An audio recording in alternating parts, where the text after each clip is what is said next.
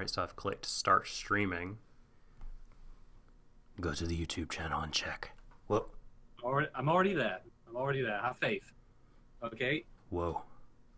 Where did that voice come from? I didn't mean to do that. Alec Baldwin is joining the podcast. Hello, it's Alec Baldwin. 30 years acting experience. Shadon. Yeah, we're good. Shadon. I was on my way to the airport, and I thought, I have to be on this podcast because I love anime. Me, Alec Baldwin. Well, what have you to say to that? Thank you very much. Thank you, Alec Baldwin. I don't really have much else I can say to that. Thank you for, tuning into this podcast at this early stage. Oh, thank you for having me. You know what? No, take that back. God bless you. You're blessed. I'm blessing this podcast with my wonderful presence. Now, I only have one more thing to say. And that is, fuck ArenaNet. Bruce, hit my music.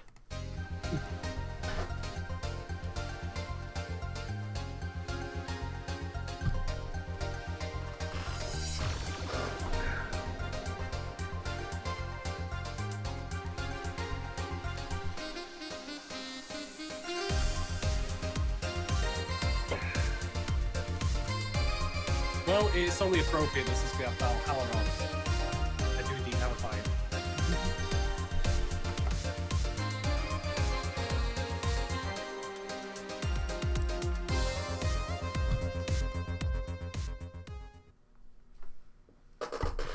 Hello, ladies, gentlemen, and MPs. Welcome to Streamer 4 Season 3, the third strike. Tres! And Kush we are Renata. here once again to talk about. Oh, God. We're here once again to talk about banana fish. And joining me in the digital studio stay halfway across the world, it is, of course, my stalwart companion, friend, and occasional, figure maker, figure troublemaker, with all of his stuff that he's got in his office, the Soul Doctor. Come, Mr. Tallyman, and tally me banana. Yes. That's all I've said. Oh, okay. Correct response is Deo, I think. I see. Yes. Well, I do have a question for you, Dog. Which one of us is going to be the first ones to actually eat a banana on stream for this particular? Oh, that's such a good idea. How did I not think of this? Oh. Look, I think what we really need to do is just we need to both eat a banana simultaneously and just have people rate on how sleazy it looks. Make a competition out of it just for shits and giggles. Absolutely. That should should be a thing. That should be a thing. Are we rolling? Does everything with the stream look good? Let us know if you're having problems. Unless it's about my hair, in which case I can't help it. It's genetic. Please leave me be. That's a party foul. No ribbing on the hair. So right. Banana Fish episode 2, huh? Yes. or Holy shit. Yeah, or B-Fish, as I've been, naming it when I name files on my computer. I have to say, I misheard you say that as beef fish. That's a different show entirely. That's the doujin I'm gonna make after this goes off the air. Is that the pro wrestling, equivalent of the crime element in this?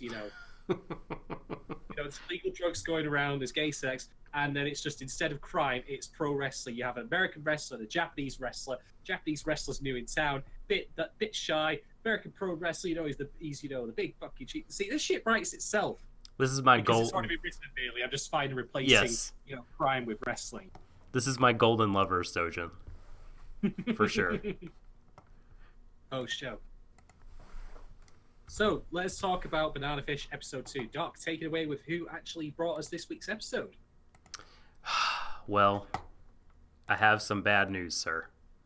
Oh, great. And that bad. Do you have any good news to go do? Well, bad news or not? Okay, so I'm gonna have to rely on the chat for this one, because the sources that I used to get the information for Darley Fra and MMO Junkie, they're not posting the banana fish information, and I was just looking super basic boys.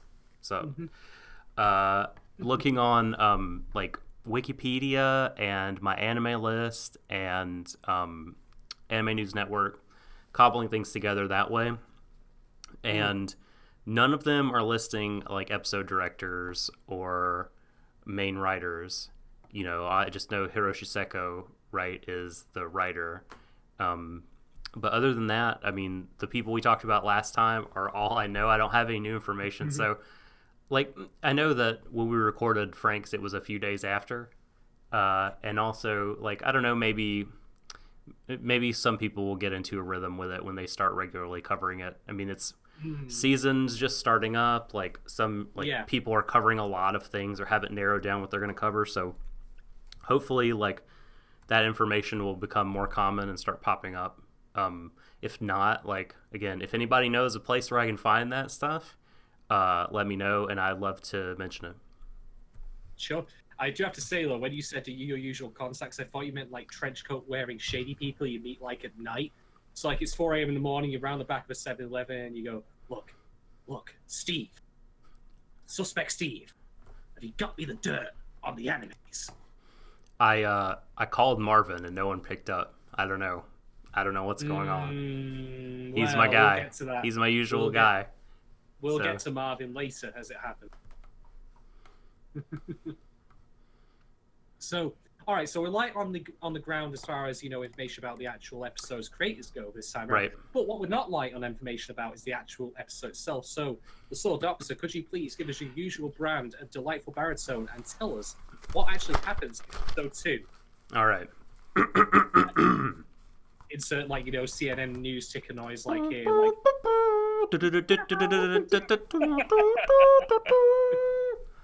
And now, the news.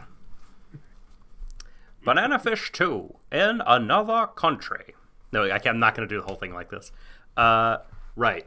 So, high-level summary of what happened in the episode. So, we begin with the standoff, right? Arthur and Marvin versus Ash. Skipper and AG are hostages, and Ash agrees to Ash agrees to give up his weapon.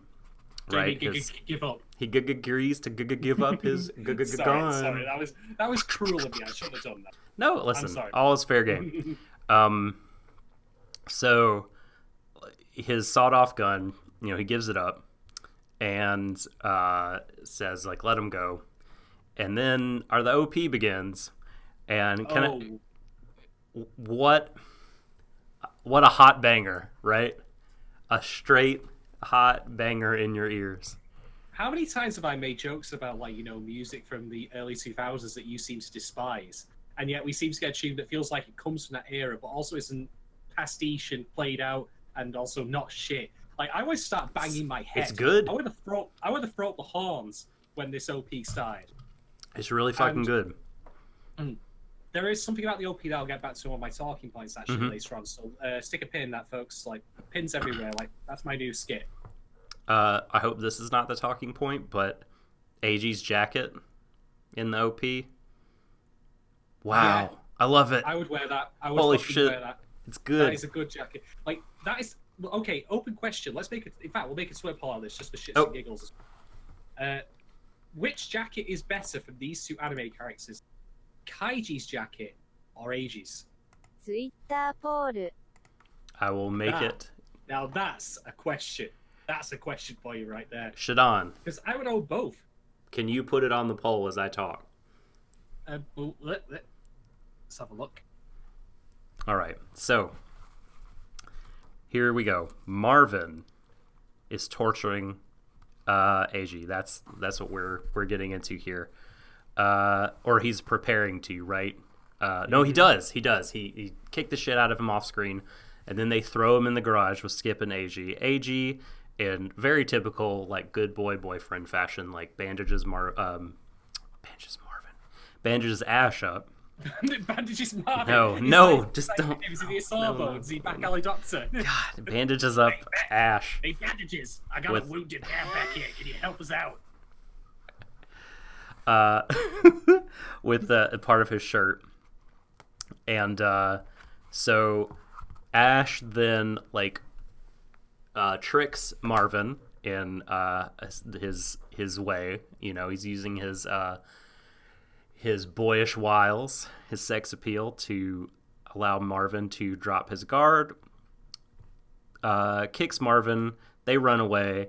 Eiji manages to escape because he's a pole vaulter.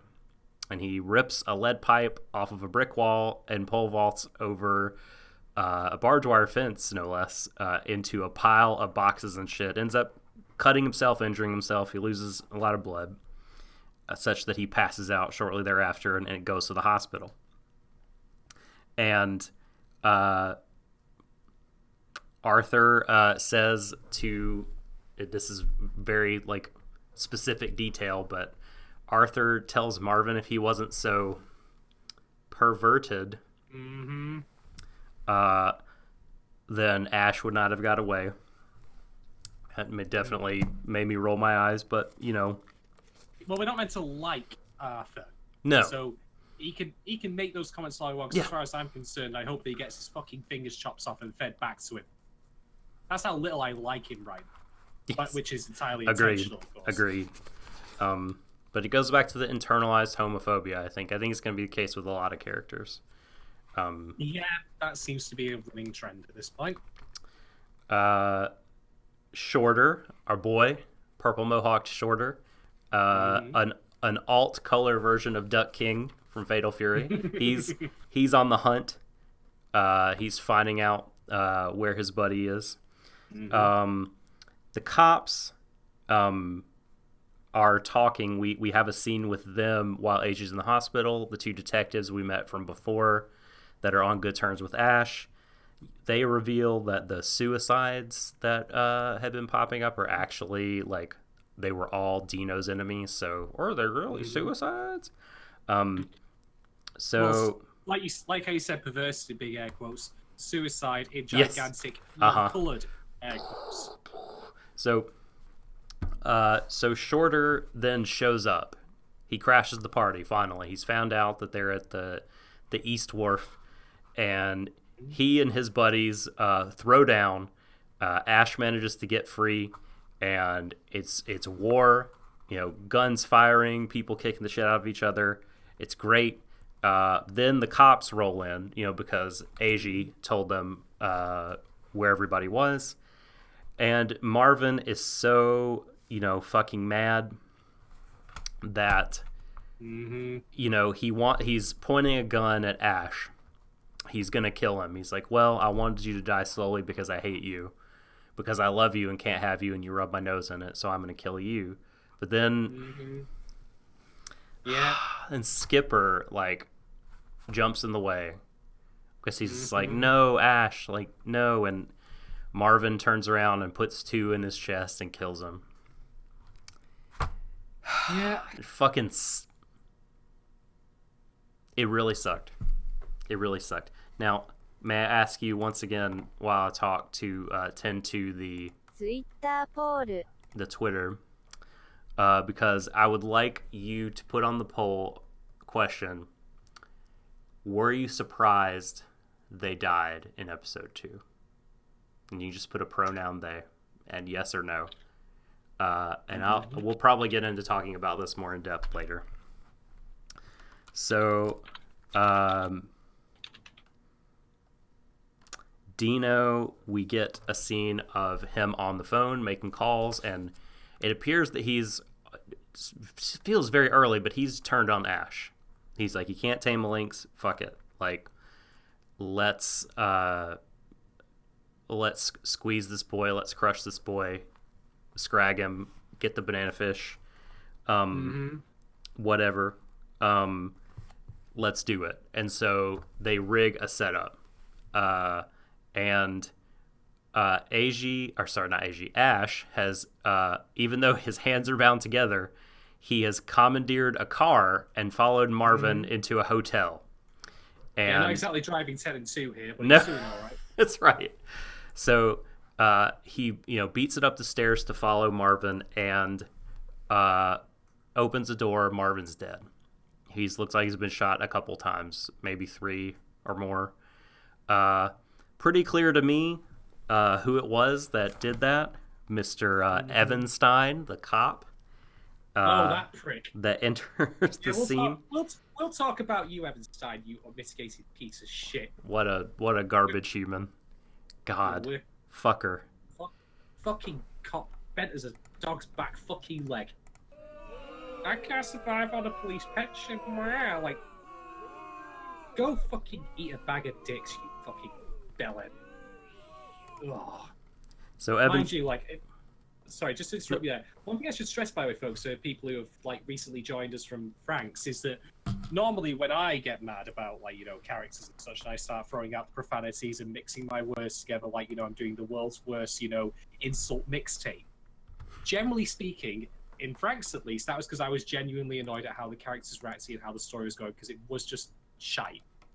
But my annoyance at what's happened here, such as with Skipper's death, and also with what's happened with Evanstein, that is the way the show wants you to feel. I'm just articulating probably quite strongly, but that's intentional. You're not meant to like the fact that happened to Skipper. You're silly not meant to like the fact like Evanstein at all. So just so we're clear, this is not me like hating on the show for once. It's just me expressing the emotion that the show wanted to get out of me. Just me being colourful about it. Yes, I think it's this is the mark of a good show, that it understands the reaction it wants to get out of you, and then it gets it very, very strongly. Totally different from other things we've covered, which shall remain nameless. Good. May it stay that way forever. Yeah, crossing my fingers for that one. So yeah, Evanstein shows up after Ash realizes that he's been framed. Like, as soon as he sees him dead, the cops enter because they were following him, and oh shit, it's a setup. And the 2 friendly cops are out of their jurisdiction, so Evanstein takes him and interrogates him by using the porn that Ash was in when he was 10 or 11 years old. Both photos and videos in the police station to make him crack, to jar him, to get him emotional and sort of trigger this traumatic reaction in him. Now, I'm no torture expert, so I'm not really sure how this is supposed to make him talk. Jesus, thank Christ for that. I mean, I thought you were a lovely guy. I didn't have you down as being a CIA waterboard or anything like that. So that's good. I'm glad you at least got that out there. No, I was on that track, and then I changed majors. So no, so a wise and ethical choice. Also, so there's some really great character acting by Ash in this scene. I mean, both the animation and the voice actor, they really sell that. Here's this real trauma coming back into this guy's life that has really scarred him, and that he does not want to even think about for a moment. I mean, he's very pale, even paler than usual. He's panting. You can hear he's on the verge of a panic attack, if not outright having one. It's really great. And probably my favorite bit of unintentional comedy in this episode is when the uni comes in to transfer him to the hospital. Just the uniformed, could be a traffic cop, walks into the room. There's a, spread of child pornography on the table. There's a video playing on the other wall, hasn't been turned off by Evanstein. The uni doesn't bat an eye. He just walks in there and, all right, Ash, let's go, hospital, and then leaves. I had not even thought of that. But that's so true. Wow. I mean, well, don't get me wrong. What's happening here to Ash is awful, fucking disgraceful and terrible. But I have to give credit to that guy. That's employed the mum shit there. I can handle this. Let me just come in, do my bit, take him away. Holy moly. That was that was grisly. You're right. That was a really heartrending scene. I mean, it hurt me, dude. It really did. Not a lot more to go through. You see, we get confirmation, if you didn't guess it by now, that Evanstein is dirty.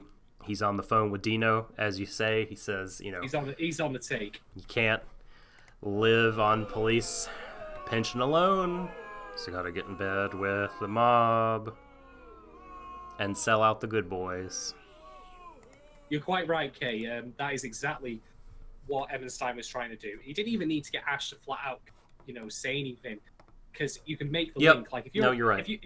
If you're completely like unknowledgeable, like now, let's say you're someone else in the police department who's watching the interview tape of that and the film footage of that, not the actual pornography, but rather the interview, and you see that happen, and then you see Ash's reaction. Your immediate connection is, well, that's all the evidence I need and all the motive I need for him committing the murder.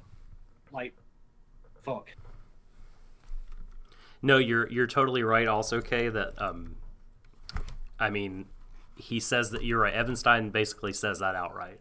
You know, as the trauma and tension in the room escalates, you know, he does the like thing where he slams his head on the table and is like, "He did it to you, and you killed him. Admit it."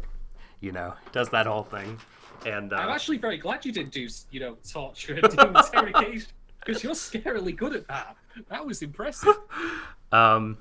Well, I have kids. This is what we... No, I'm kidding. I'm kidding. Well, don't ever do that to the children. Your wife play good cop, bad cop? Who is the good cop and who's the bad cop in your family? We play good cop and gooder cop. We're big softies. It sucks. No, we're very... Listen, it's not good. It's not good. But... so, let's see. Where are we in the story? So, the red-haired, the curly-headed cop... I don't have most of their names down yet, but he, like, in a very sort of weird move, I mean, he makes sense of it, but like, it seems a bit of a reach to me, asks AG, like, hey, can you, you know, get Ash to relent? That was a bit of a jump on it. Yeah, I mean, you know, he justifies it by saying, look, he saved you. Do you reckon he's read the manga and he knows what's going to happen next? So he's just like doing some predestination, push them in the right direction? Yeah, this fucking grandfather paradox going on. But no, totally. You're just sort of like, well, I mean, all right, you know, he did save him. So sure. I mean, I guess anything is worth a try if you want to save Ash's life, right? And thinking, okay, save this kid so maybe he can get him to, like, give up whatever hold he has on Dino, give up his trump card. And they have a conversation in the hospital, do AG and Ash, and Ash, like, envies the freedom of AG. And he says, you're able to fly. And I don't think he's just talking about the pole vaulting. No, it's absolutely a metaphor, but certainly, Christ, you know, like how I said before, like when we had, like, you know, the Warui Deshou conspiracy theory of things linking together, we had, of course, the return of Papa and Banana Fish, and now we've got the return of the concepts of flying. And in 2 episodes, it's already been sold way more to me than anything that ever came out of that fucking bastardized Co-Pro's, you know, 24 episodes of meandering nonsense. So there's your link, but here's how you do it right. Yes. And so AG ends up not even asking him to give up the banana fish. Oh, by the way, good call, Kay. I believe it is Charlie, the red-haired cop. Charlie. So, yeah, they don't... AG, like, you know, he just says that he couldn't ask him something like that, like, to give up something so important. He felt like he couldn't, like, it wasn't his place. Like, he just felt... I guess he saw how committed Ash was to this, and he could tell how important it was to him, so he did not want to try to pry that away from him. And so Dino has made a call to a judge who has expedited Ash's arraignment hearing. The defendant wasn't even present. They just pushed it through, sent him to prison. And he's going to state prison, and... oh, don't you mean Arkham Asylum? Yeah, yes, exactly. That is literally why I thought it looked like it was just missing the wrought iron sign above the gates. Like, state prison, no, this is going to be like some, like, really nasty concrete correctional facility. You know, it's going to bust your balls. But on the outside, it looks like a boarding house. Not, of course, that makes what's inside any more pleasant, of course. Dino owns a warden, and so, he's showing a particularly nasty-looking gang of inmates, none of whom we see their faces, but we see the sort of menace coming, like oozing off of these like tattooed arms and big Snake. Wide backs, and thinking, okay, yeah, these are, a hit is basically put out on Ash here. Is it a hit though? This is something I'll get back to. I'm not entirely convinced it's a hit as in to kill him. Yeah, I don't remember if they actually say that. They just, I could be assuming stuff. Maybe they're trying to, like, get out of him whatever it is. They're just gonna make his life hell every day until he gives it up. I have a theory on this, which I'll get to when we get to the points I'm going to talk about. The last big thing that really happens is the cops basically are trying to get on the horn to their man in jail, who has probably the greatest, one of the greatest anime names, Max Lobo. Fantastic name. That's so good. Is he a DC Comics fan? I am the Max Lobo fan. I am the main man. that is a name. Like, the names of this show, generally speaking, are pretty good. Yes. Not lie. It is the best name I've encountered in anime this year since I watched Kekai Sensen and met Stephen A. Starface. So it's up there, Max Lobo. That's pretty genius. That's legit. So, and that's pretty much it. Then we kind of roll credits with the very subdued ED song, and that's episode 2. So, I guess now it's time to move on to Talking points. the talking points. Okay. The one I'll lead off with here is actually to rewind to the interrogation scene in which the pornography played, particularly of Ash as a kid. So I want to talk here about the idea of direction leaving people's imaginations. So here's the thing, right? First, just as a disclaimer, by the way, I am going to talk about what actually happens in this as being disgusting, but I'm not talking, of course, about the act in a vacuum, like it's gay sex. That's fine. That's absolutely fine. But rather, the context is what actually makes it, pretty vile.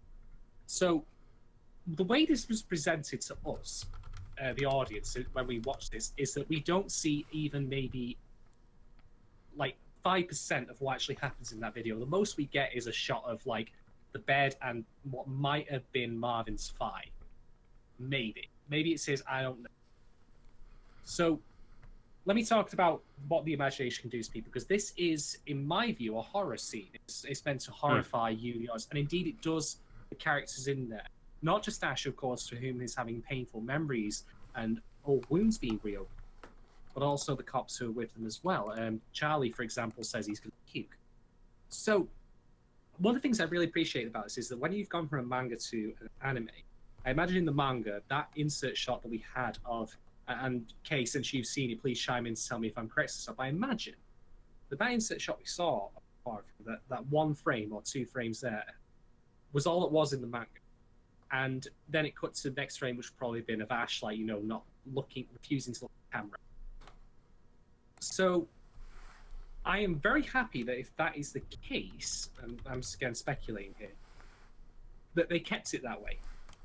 Because it leaves in our minds, open. It leaves our minds open to imagine it. And there's something about an intangible, understanding of something terrible that, if you've ever seen a movie, for example, where someone is run over, and the movie sometimes will cut away from it just before the point of impact. The idea behind that is because every individual person goes immediately to the end level of imagining how awful that is. So we don't need to see, the literal event. I mean, they can't obviously do that for a variety of reasons anyways, set standards and practices and all. But this is what I like about the show so far. It keeps things understated and Eastern, allows inference to take over, allows imagination to take over, and allows you to, let your own mind imagine how horrible it is. I mean, how you would envision that scene, Doc, is probably different in some respects than how I would have done if it ever, got animated.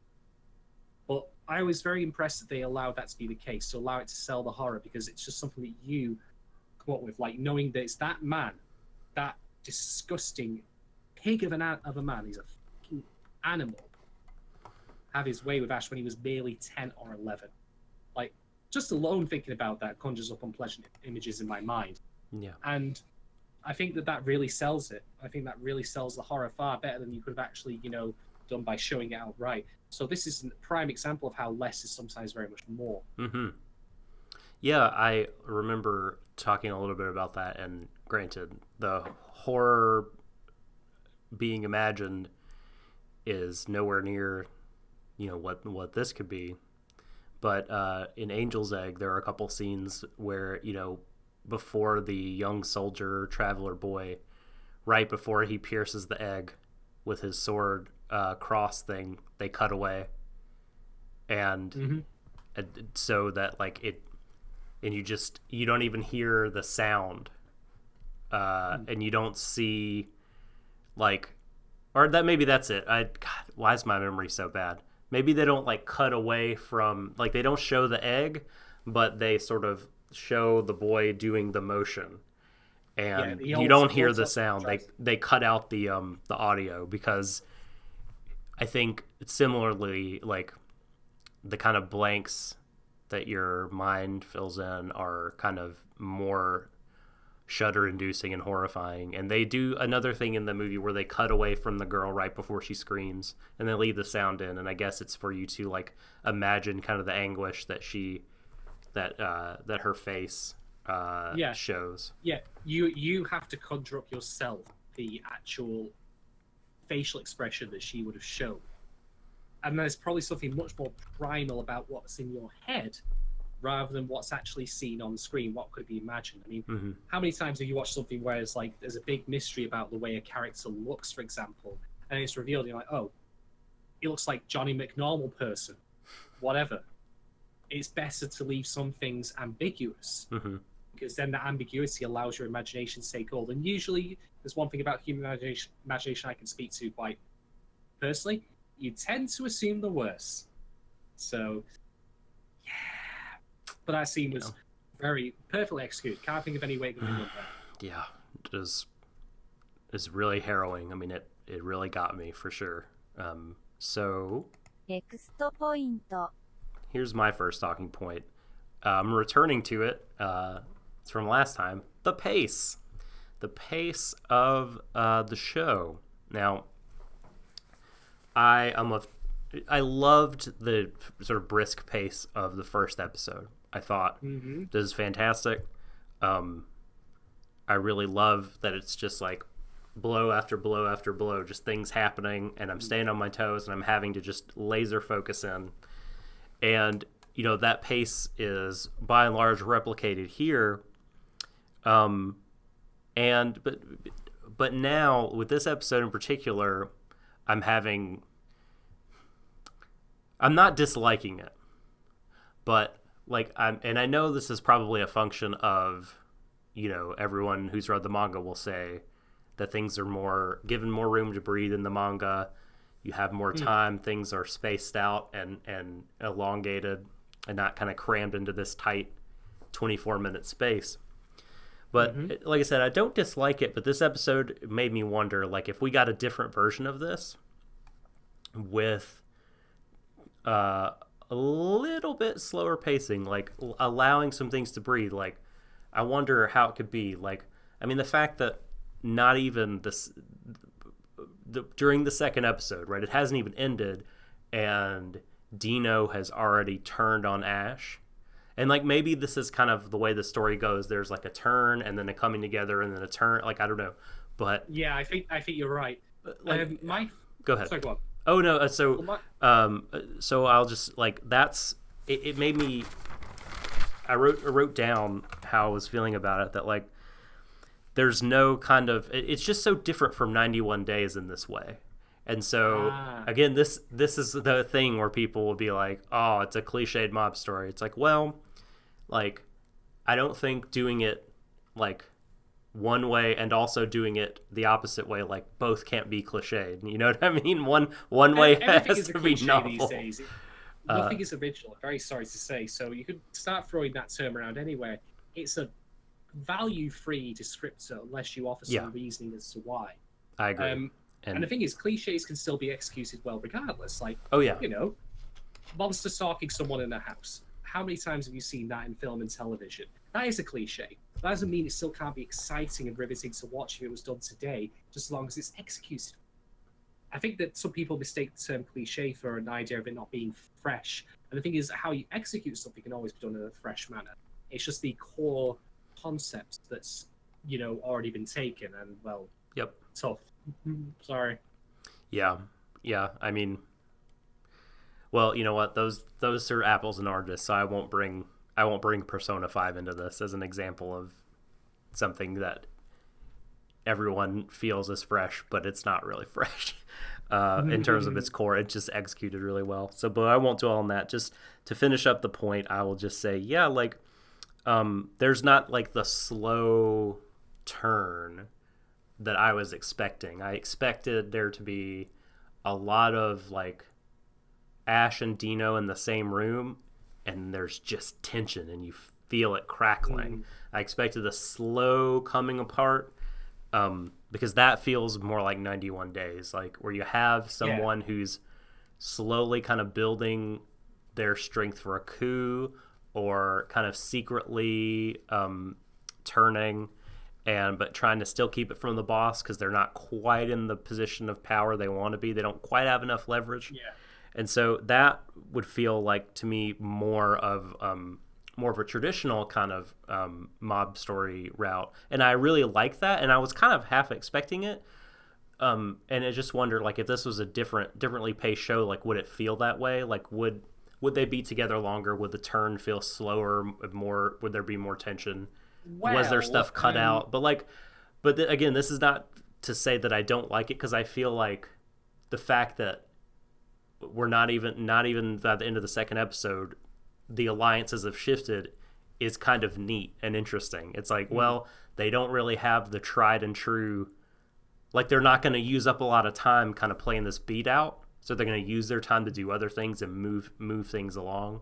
So I guess it could, you know, it's more interesting. It's just different, and I like both kind of approaches to this sort of thing. But yeah, I just wanted to highlight that. I'm now kind of, I can definitely see how you might want something more deliberate, but this remains punchy, and I still like it. Yeah, to me, 91 Days was the build-up of someone's most of their life. Ash is flying by the seat of its pants, so if it feels chaotic, if it feels like things are shifting quickly, that's by design, because he's not had the time to actually properly brew up any sort of, you know, agenda or long game plan. He's like, every single part of this episode is survival moment by moment by moment, with the one exception of the scene between Ash and AG in the hospital. At every point, Ash is like a cornered animal. So there's that. I had a theory actually watching this, which is, I don't think that when I said before about, like, you know, Dino putting out a hit on Ash, I don't think it's a hit as in he's going to kill it. Wait, is this your second talking point? No, it's not, okay. Actually. I'll play the sounder when it's your when you get into your second point. But no, my feeling on it is that what's going to happen is that one of the things I thought when this was going was like, okay, hold up. Now, we know Ash didn't murder Mark. He didn't even pick up the gun that I saw. So fingerprints, you know, there's your evidence right there. There you go.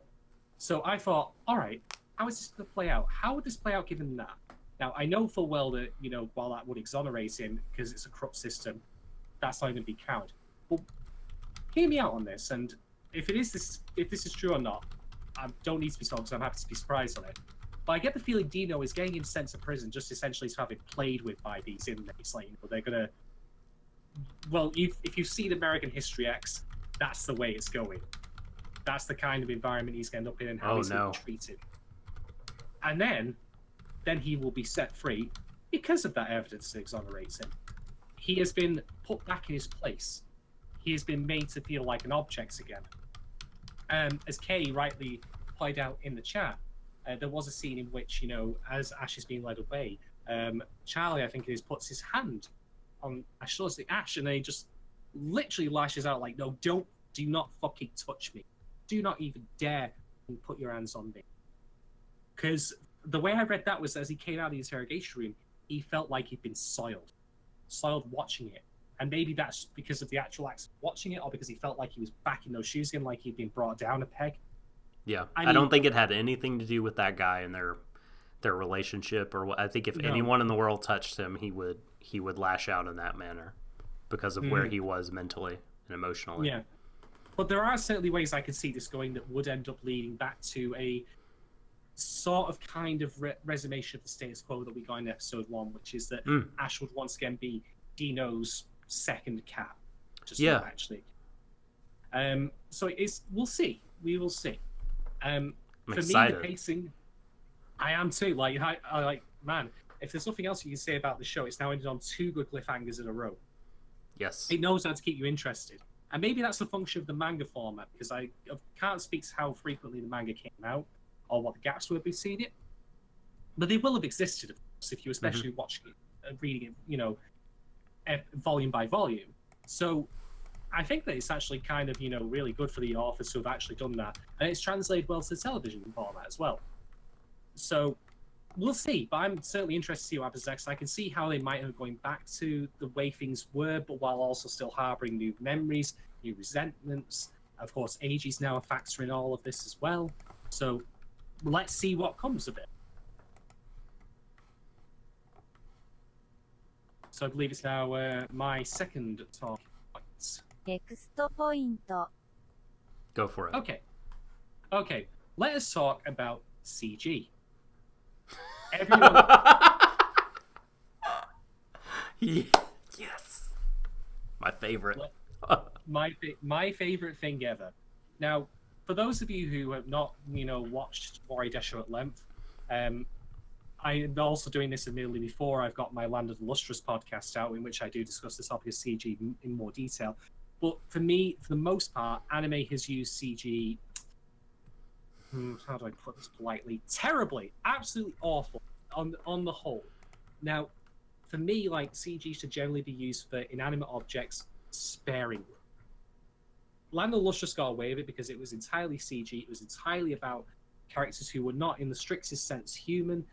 So it also had a very fluid style to it. It used certain tricks with its direction, particularly in the scene in which Dia, they're being, pursued by a Lunarian. I could go on. I'll get the podcast out at some point. You can listen to me talk about it then, rather than me derail the podcast now that we're trying to do. But what I noticed when I was watching this episode is that there's a number of sequences that happen which are from the first person. Firstly, Ash, AG, and Skip's escape from the factory. I mean, it looked like the toxic waste factory from RoboCop to me. That's the thing that I honed back in on. But when this is happening, they're running through like back alleys, and it's first person. But it's definitely CG the way these have been animated. And then when Ash actually finally catches up to Marvin in the apartment block that he's in, that is also CG, but it's also from the first person. And certainly there were probably more instances. I think there was one instance of Shorter like leaping from dumpster to dumpster or something, and that was CG as well, which was a slightly flaky, but that's neither here nor there. And yeah, I see you doing that. But my point to this is this, right? When they had it used for the CG, I thought, CG. When they used it for the first-person perspective, I thought they did a really, really good job with that, because it's not impossible to animate a first-person perspective in 2D, frame by frame, cell by cell, but it is difficult. And so when you've got that freedom of camera movement, because you're operating a camera in a 3D space that's been pre-modeled and pre-rendered, having it, be that way really sells the emotion of those particular moments. Like, you feel like you yourself are running when they're having that. And then as Ash takes his deliberate and measured slow steps, it feels like it helps really build up that moment of reveal, like where you think, oh god, he's going to burst into that room, he's going to deck Marvin, he's going to beat the shit, and he's been turned into Swiss cheese. So there you go. In fact, the only bit of animation that was 2D in that was Ash's hand, which was just a 2-second thing in the bottom left corner as he gently opens the door. So again, this show, like, it's doing so many things right. And one of the things I did not expect it to do, but it is doing, is applying its use of CG appropriately. It's using it where it's effective. It's using it where it gets the strength of that particular animation method across really well. And it's sold both moments and enhanced them. And again, not saying it couldn't have been done with 2D techniques, but to me, that just sounds like smart sense. Like, okay, here's the thing we want to do. How should we do it? Do it by 2D, 2D, super expensive, super laborious. CG, we can still sell it. We can make it feel fluid, and it'll be cheaper and easier to do. So kudos to the show for doing that. Totally. What did you think of the Statue of Liberty in the OP? It was acceptable. Oh, it made me happy. So I'll say on that. ネクストポイント So I guess for my second talking point, this one will be brief. I want to talk about the music. Ooh. Because, oh my god, like, they're scoring this really fucking well. I mean, really, really fucking well. Like, I mean, the OP hits you, and you're just like, damn. But then, I even liked more than the OP. Like, pretty much from the next scene, like, there's this synth. And I'm just like, synth. Yes! It's so good. Like, it's so... Ladies, gentlemen, others who might be listening or watching at home, if ever you want to get Doc to do anything for you, just start playing synth music. Like, I mean, pretty much. It's like when you hold like a stopwatch for us once, hit the size and like listen to the sound of my voice. No, listen to the sound of my synth, Doc, and then please hand me your wallet. Yes. Just throwing out this. If you do steal any money from Doc, send it my way as a tip. Just throwing out free advice there for you. Yeah, I mean, I can't dispute any of that. I love it, and I was just mesmerized by it. And there's like guitar in a couple scenes I thought was really rad also. But man, those synths, they really sell it, and it makes it feel more like the kind of original time period. They feel very sort of mid 80s, and feels like a bit of a melange of things. Yeah. We still have more cell phone use in this particular episode, like, such as when Aiji, is injured. He doesn't so much steal as it just kind of falls in his hands when the lady runs away. How that played out in the manga, I don't know. Maybe there's a phone booth, perhaps, or maybe the person in question had one of those gigantic brick cell phones, like, way back when. Yep. The ones that, were probably bigger than my headphones right now. Yes. And less functional. Growing up, we called those the Zach Morris phones. He was a Saved by the Bell character that carried one in a bag.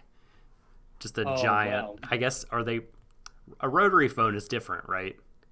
A rotary is a dial one. Yeah, okay, so yeah, no, not those. This was just like multiple bricks, like with an antenna that you had to like pull up, and it's incredible. But yeah, like, but that's sort of, it's funny because that kind of music is, very current now as well, so it doesn't actually sound out of place conveniently. But no, I just I really, really loved the music. And while I type on camera here, because I want to once again say the name of the person who does the music, Shinichi Osawa. Man, what a good job that you've done, Shinichi. The only other anime music credit they have, once again, is for the Ninja Slayer from Animation ONA Trigger's work. But and I haven't heard the music in that. Maybe it's really good. I might have to check it out now that I am experiencing their work in Banana Fish, because it's real good. Oh my gosh. This just occurred to me, and I should have said this right at the beginning. But I'll say it now, just because I don't want to forget. And I just want to apologize on camera. I've apologized to this person in over DM, but last episode I referred to Annie Fem's writer Vrai Kaiser as she, and that is not the pronoun they prefer. They prefer they and them. And Vry was very gracious when I reached out to them to apologize. But I should have known better, because even though they're not in their the correct pronouns are not in their Twitter bio, they are in their Anifem bottom line, and so I should have remembered that. So to Vry and to others who might have been put off, might have been offended at my ignorance, it was just that. It was ignorance. It was not malicious, and I'm truly sorry. Ignorance doesn't excuse it, and I totally apologize. I know how important that is. So again, very sorry about that. All I'll add to that is just that if folks at home who are listening to us as we go through this feel that we're not, up to code, so to speak, tell us. Mm-hmm. It's the only way we'll learn. It's the only way we'll better ourselves.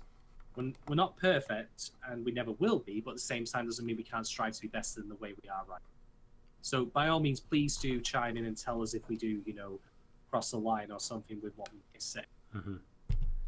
I'll say nothing more. ネクストポイント Point two Right, for you. OXV. Mm-hmm. I volley. Is it point free? Did you? Yes, I guess. No, I've done 2. Yeah, and I you've done. started, so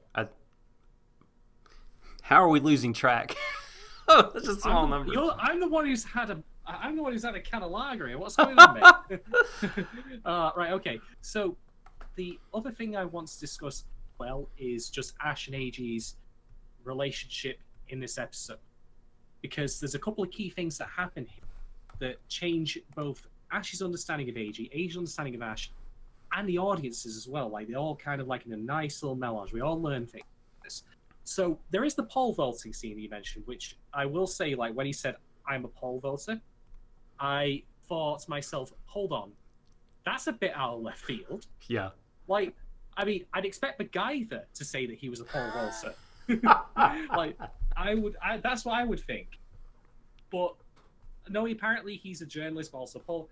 Whatever, I'm fine with it. It's so minor. But when this scene happened, first off, there's Ash's reaction to it, which is, of course, that, he sees it and he's blown away by it. But this is also a follow-up to... Sorry? Oh, I just, I mean, the way he looks at AG, he's like he really sees him, I think, in that moment. I mean, before, when they talked, he, I think, was a little bit charmed by him. It was like, this guy, he's cute. He seems cute. He seems, he took a liking to him. But in that moment, AG was just shining so brightly. I think Ash really, saw him. And that was just a cool moment. Yeah. But this also ties into a smaller thing that happened earlier, in that AG actually tore off a part of his shirt and used it to bandage one of Ash's wounds after he'd been beaten up. Now, this is, of course, Ash learning about AG, but what it told me was that I, in the previous episode, had made not a few jokes about, in good humor about AG being, nice, straight-edge kind of kid, wouldn't cross the road when the lights were red, he wouldn't jaywalk, he wouldn't do anything untoward, he probably wouldn't even vape. Like, he wouldn't do anything. He wouldn't, would he? He wouldn't. He would not. Yo, AG, check out this sweet rig. Nope. No, I don't. I'm not about that life. He would probably find the idea of energy drinks distasteful. Never mind alcohol. That was the kind of jokes I made previously. But there's something. Is that Nos? Get it away from me. Yeah, no, he came across as that way to me too, super naive, very naive. Yeah, very sheltered. Mm-hmm. But one thing I learned from watching this scene was that AG actually can be called to action. He's quite competent. Okay, he knows that he bandages Ash's wound. He previously we saw the blood from the guy that got Jack got jacked, appropriately enough. That's right. Jack got jacked previously. Oh shit, that was Jack. Yeah, it was Jack. Yeah. It's appropriate. I mean, does that count as nominative determinism? Answers on a postcard, people in the chat. Oh man. But the point being here is that when there's a call to action, AG will do it. Now, he saw the blood previously from Jack, and he freaks out, sees Ash bleeding, immediately, like, it's not even like a case starting to bandage it, but he actually just tears his own clothes apart to do it, which is, a step above having something handy that could bandage that wound. And then, of course, the pole vaulting thing. And both Skip and I think Ash actually say to him, like, if that breaks, you're dead. Yeah, it could be rotten. Yeah, so there are consequences to his failure here, and he does get injured by doing so. But I've picked up a rot. Like sorry to interrupt you. This reminded me. Like, so I spent like a few years of my life on. It wasn't like it wasn't really a functioning farm, but it was very like, it was out in the country, like in the sticks, the woods, the boonies. And there were, animals, and there were donkeys and chickens and stuff. This is my stepdad and his mom's like land. And in true sort of like, I'm trying to think of the right way to not say redneck, but like in true fashion of those sorts of people, like they had like old cars and shit, like just sitting in like the grass and rusting away, and like grass growing up. And there were some pipes as well left over from projects my stepdad did, and he like was an amazing builder. I mean, he built like a ton of our house, and I think my entire grandma's house, his mom's,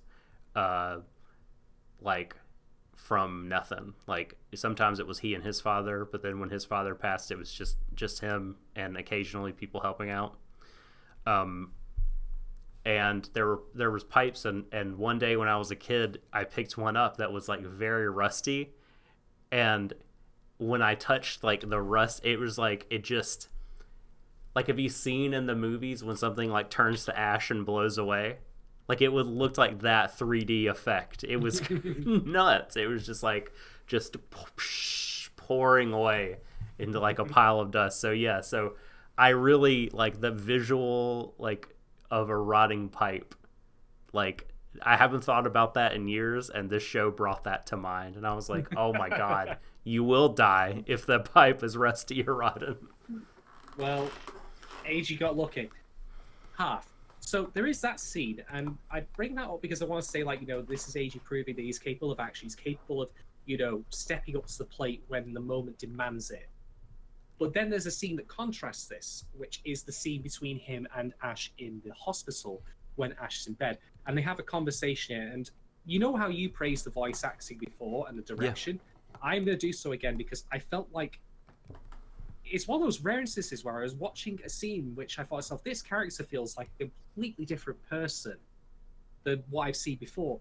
But it was entirely intended. It wasn't an out-of-character thing for him. It felt like a natural letting down of his guard.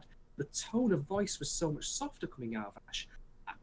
It felt like he was becoming a regular human being rather than constantly being on edge. Like at any moment he just wanted to pounce on, hit someone off, get in a fight. Like he was constantly on the lookout for danger. Like it was very, very telling. And then the scene in which, like this little thing here. I mean, I'm a bit of a lighting fetishist when it comes to anime, I must admit, because I banged on about it in Frank, so I'll bang on about it here.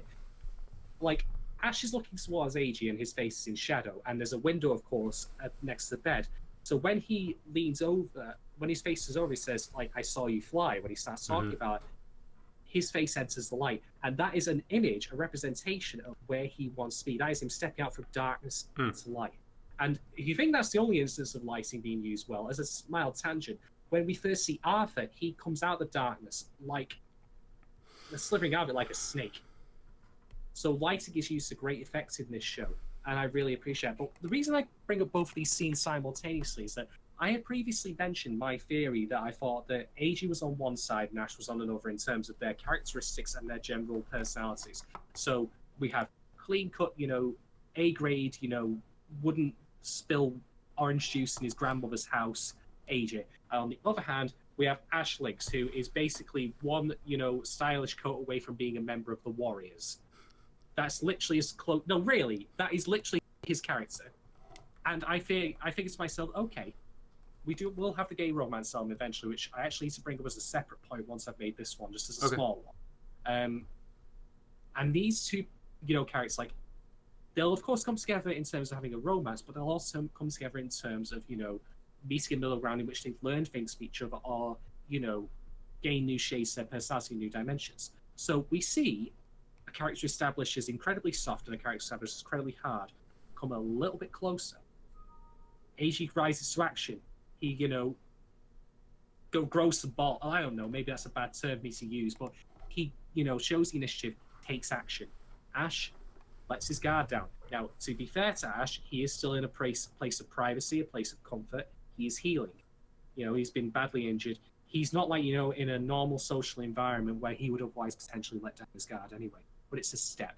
It's a step that's been brought on by these events. Similarly of Eiji, they're, things are pushing them closer towards each other. Maybe not right now in terms of them becoming romantic, but I would also argue it definitely is in terms of them, learning things from each other. Because I don't think for a second that if Eiji had just been there with Skipper on his own, and Ash or if he had never met Ash, would he have done the pole vaulting thing then? I don't think so. I think that perhaps he was probably inspired by meeting Ash and seeing him, take such affirmative action. That he thought, so, all right, if he can do it, I can too. Right.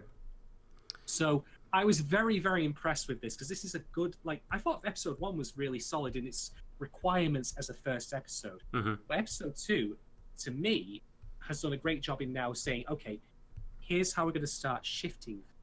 We've got these chess pieces. We've got name any game you want: backgammon, chess, pool, polo, whatever, StarCraft, etc. Parcheesi. Here's the board. Now we're going to start moving them. And we're going to move them slowly. We're going to move them subtly, so you can get some idea of the long term. Yeah. But I was very, very appreciative of how well directed and well executed all these scenes were in service of good scripts. I've been in the desert as far as good scripts anime goes. I have been a thirsty man.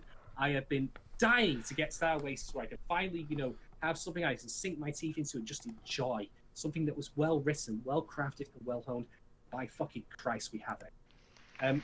If I may very quickly go on to my 3.5 point, which is about the gay romance song. This is specifically about the OP. Now, two things actually caught me off guard in this, which is first off that one of the characters flat out uses the word gay, specifically Skip referring to Marvin. Now, I will confess that I have not seen anywhere near as much anime as probably most people on the planet. I'm in the minority in terms of how much I watch, 4 dozen full series. That's probably more than most people on the planet. Well, here's my point though.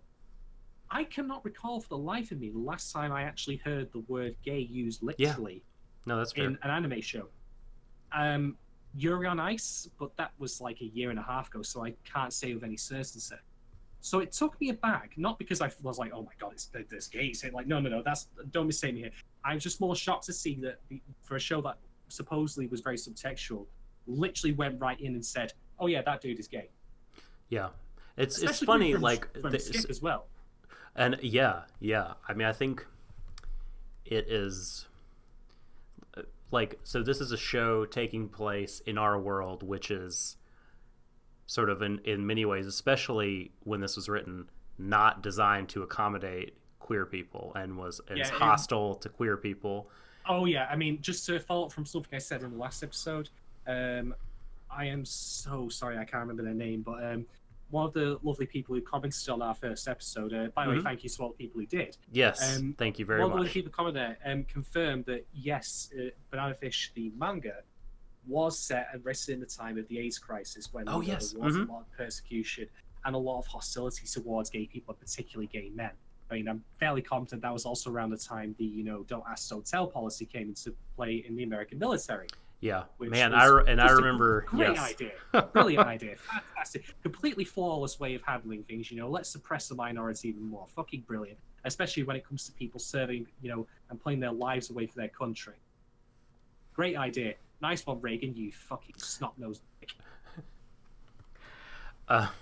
So, if you had a snoz as big as Reagan's, would you not be embarrassed to look at yourself every time you get up in the morning, brushing your teeth, thinking, "Wow, that's a clown nose."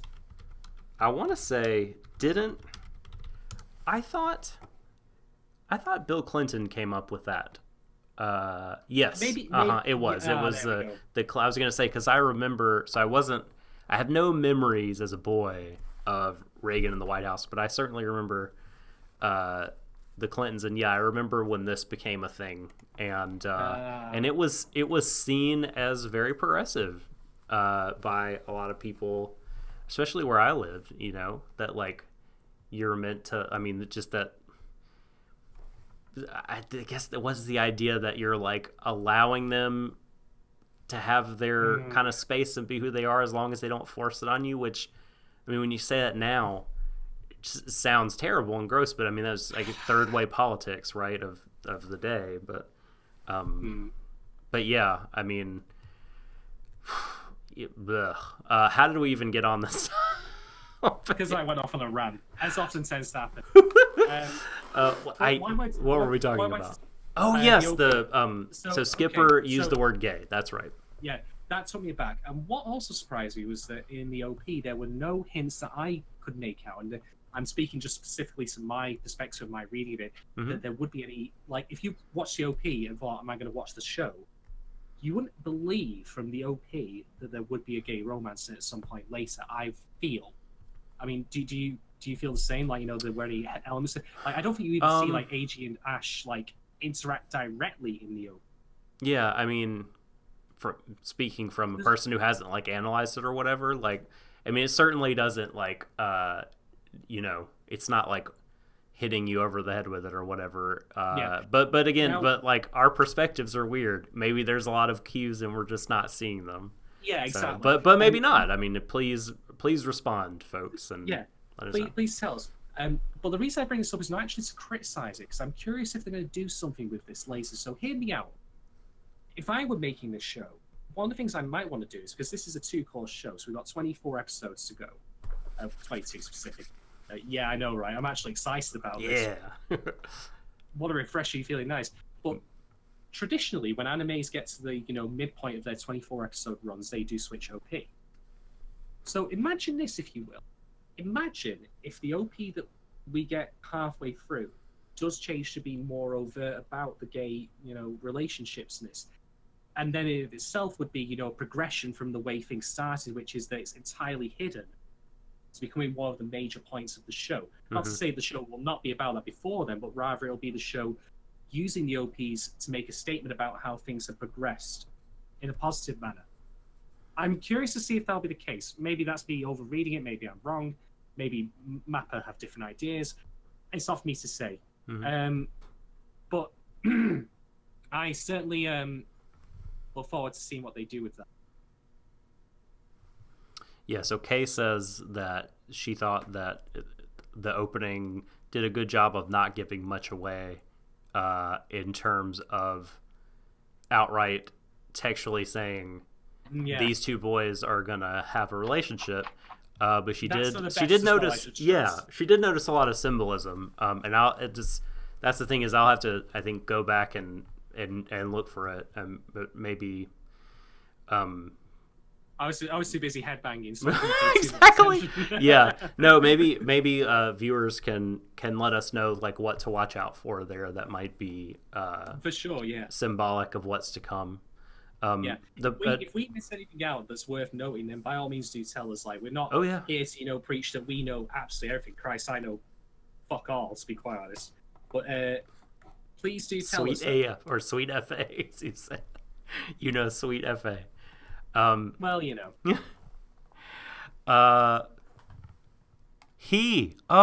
I'm sorry, Kay. I'm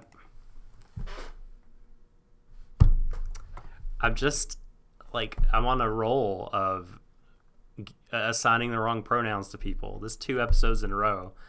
I assumed by Kay's name that Kay was a she, but Kay is a he. I'm so sorry. What a failure. It's fun. This like I thought the same. I assumed the same, which I shouldn't have done. But thank you for telling us, Kate. We'll make sure to use the proper pronoun from here on out. Like, this is the thing. Like, as we say, we're not perfect. We will make mistakes, but please do correct us. We're not going to be offended by it. We're not, going to be one of those people like, go, oh, well, excuse me for using that for not saying that way. Like, no, we're not going to be like that. If there's one thing that I want to get going is now that we're doing this format for Stream of Thought, when we're more interactive, is just to have people actually interact. Yes. So yes. There we go. Please do. So please do tell us. But anyway, that was all I really wanted to say about the OP and that. Just in that, there's it surprised me. It took me back both in those senses, but that's a good thing. Totally. So, yeah. So it's funny, like when there's even you made me think when you talked about that there's not a lot of anime that just says, hey, so and so is gay. Like there's even anime like Symphogear, right, where the main character is living with their girlfriend, they sleep in the same bed. It's not they're not showing sexual acts. They do show, they put their hand on the shoulder sometimes there's a hug. I can't remember if they kiss. I believe they do, but like it's the most obvious thing in the world that these two are lesbians and they love each other, but like they don't ever sort of say that they're lesbians. They don't use the word gay, but like I guess you could say like, oh, the universe of Symphogear is one in which like it's not hostile to queer people, so like there's not like labels or whatever. I mean, I guess you could make this argument if you wanted to, right, that like in that universe it's not like a designation that is worth like talking about to the characters in that world or whatever. I don't know, but yeah, I mean, it's just funny, that you have anime that the characters are in the relationships and things like that, but they don't use the word. But here, in this particular setting, they do, and it's important, to the identities of these characters. Yeah, it's not necessarily about stating the fact that Mario's gay just for the sake of it. Like, we're not having the Mass Effect Andromeda shit here, where you literally go up to a random person who's working on your ship and ask them how their day is going, and they go, "Hi, my name is etc. etc. Also, I am transsexual, and I did this because I worked out here somewhere I could properly express myself." Because that's something someone would say to someone who's never met another person before, right off the bat. Thank you, BioWare. You used to be good writers, and now you just can't. Well, it's like James. It's like James said. Anthem stole all the good writers. We'll see. The proof will be in the pudding. Yeah. So you do want to avoid that as well. But in this case, the reason that actually happened was also to get Eiji's reaction to it, and that's quite telling how he does react to it, because maybe he's aware somewhat of his own sexuality as well. And the fact that Skipper can just quite easily point this out, like, oh yeah, he's gay. Maybe he feels that he will be found out himself. Maybe he's afraid of it. There's readings you can take inside. It's not just simply for the sake of stating out, right? As if though you were saying, oh, look at him, he's bald. Would you believe? I would. So, oh no, this is actually my hair. Like it's a cyborg piece. It's attached to my scalp. I can't actually take this off. When I get up, I don't actually take these off. I unplug them from my computer. Amazing. I think we might have touched on all the points that I wanted to talk about. I mean, Marvin is a motherfucker, and may he not rest in peace. Yeah, I mean, I don't want to make any moral judgments about dessert. That guy was a piece of shit. So I guess the other one I brought up was how Ash looked at Eiji when he pole vaulted, and I have to say in that scene, Ash was freaking hot. He was like the eyes, man. It was wow. Woo. It's like maybe like I want to. Yes, let's get to the romance, please. Like I'm very ready, very excited, like for where this could go in all ways. And I mean, fucking like now that Skipper, pour one out for Skipper, has been killed. It's fucking on, dude. It's on. Actually, you're gonna make me say it like Donkey Kong, all right? That's how on it is. And I cannot wait. Like, it's gonna be fucking war, and Shorter and Ash and Eiji and all, like, pistols are out, knives are out, pipes. It's gonna be fucking final fight up in there. It's gonna be great. I can't wait. There is actually one thing I just wanted to mention as well about Skipper's death here. I know it's not the black guy dies first kind of trope. That's not it. If there's one thing that I have seen in a lot of shows I found a bit difficult to swallow, is that they would often be in life and death scenarios where it didn't feel like the death part would ever really click. There wasn't a sense of mortality to the characters. And if there's one thing that happens a lot in this episode, is characters getting injured. Like, in theory, diegetically speaking, or even like outside of that, Eiji getting injured and then ending up where he didn't need to happen for the story to progress. You didn't need to write it that way. But he, of course, ends up with a shard of glass in his arm.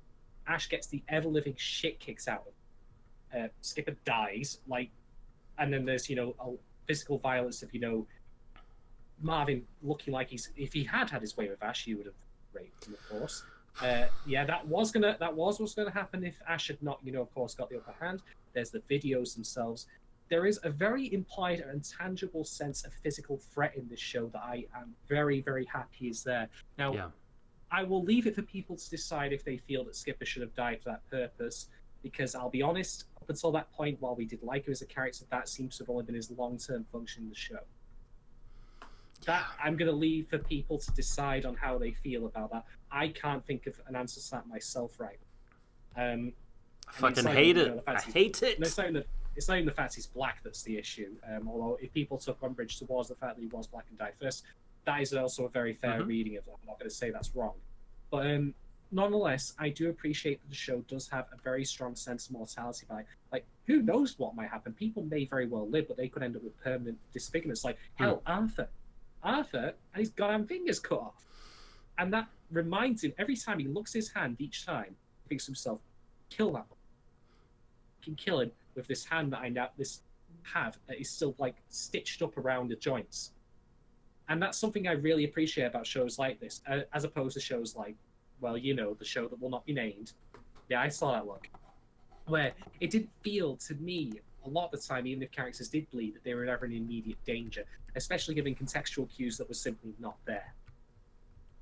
Yeah, yes. That there are many, many unfavorable comparisons to that show we could make. But, I'll just make the one comparison. That is shit and this is good. There you go. Job done. Call it a night, folks. Off we go. Hey, that's it. Wrap it up.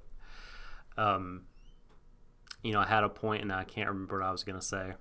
So, I'm so sorry. That's my bad. No. It was in response to something you said. It wasn't like that it's my crap dad brain. Like, I literally just had it a minute ago to something you were talking about, the characters being vulnerable and Skipper dying. I don't know. Maybe it'll come to me. Maybe it'll come to me later. But I think that's our talking points run through, unless you have any more. No, other than if you've not already watched this show, fucking watch it. Yeah, we spoiled it for you at this point, but we have spoiled it, but like 2 episodes in, so that's one of the nice things about this format. We can say at this point, you should be watching this. Yes, I think it's like, yes, we can make that call now. This is a must-watch. Admittedly, you do end up having to give money to Jeff Bezos, which is a bit of a problem. So, yeah. Or you could not. Or you could not. We'll save that discussion for another time, because that's its whole own kettle of banana fish. Do you see what I did there? Fuck. I'm too good at this that was good. I enjoyed that. You look like you actually just had a cramp, to be honest. Oh boy. It's time for ratings, though. Woo! Ratings. Ratings. Ratings. Bing. Would you like me to go first, or would you like to go first? I'll fire it out there right now. For me, this was 4 out of 5 improvised poll votes. Nice. Very good. Very good. So for me, I will say that I give this episode. He says stalling to try to think of an object to use in place of a star.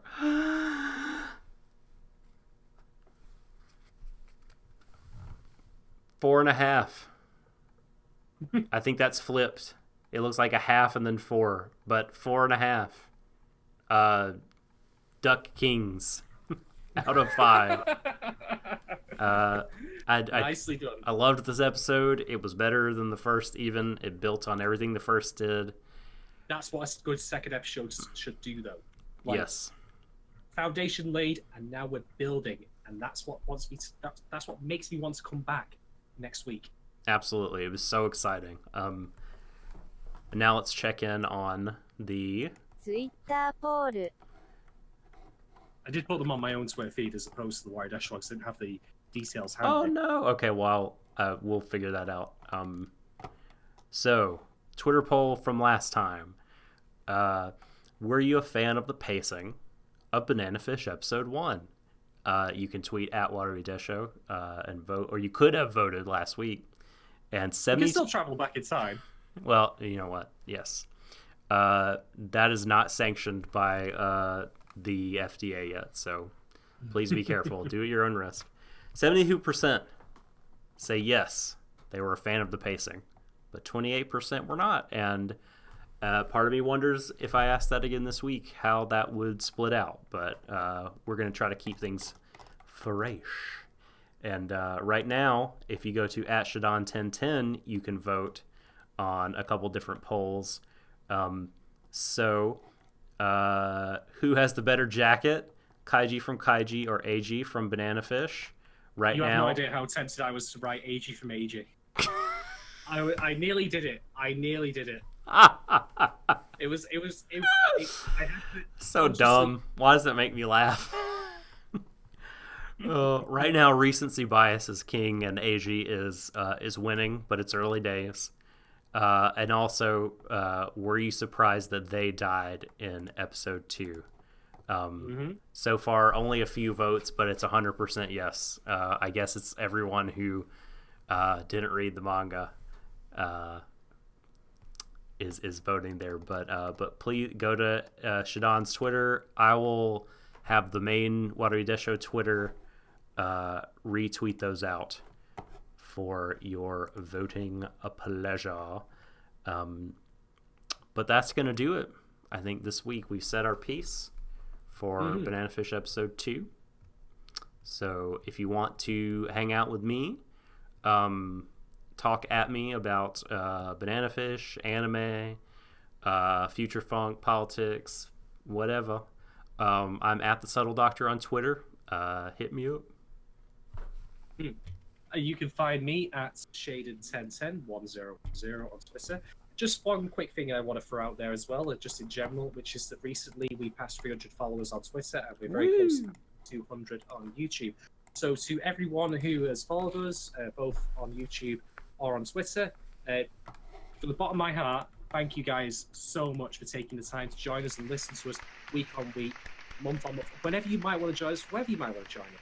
Always a pleasure to have your company and your time, and we'll continue to make content that you enjoy as much as we can, as well as we can, with a couple of goofs here and there, because that's how we roll. But seriously, thank you. It means a lot. What he said, 100%. Like, thank you. We just passed 100 followers on SoundCloud as well. The 3-2-1. Exactly. That it's a weird relationship how, like, the plays that some of our episodes get on SoundCloud, I mean, this is going to sound like I'm bragging, but they're in the hundreds and hundreds, and yet we just now passed 100 followers. So this is how SoundCloud works. I just froze for a minute there, but now I'm unfrozen. Anyway, that's what I get for bragging about our fucking followers. but basically, this is just me saying. Oh, we're like, now going to 300, haven't you? Because someone said like, "Oh, I'll follow and I'll ruin yeah. their day." Friday the Fuck you 13th. No, I'm very, very like appreciative of our audience. Speaking of which, special shouts to Kay.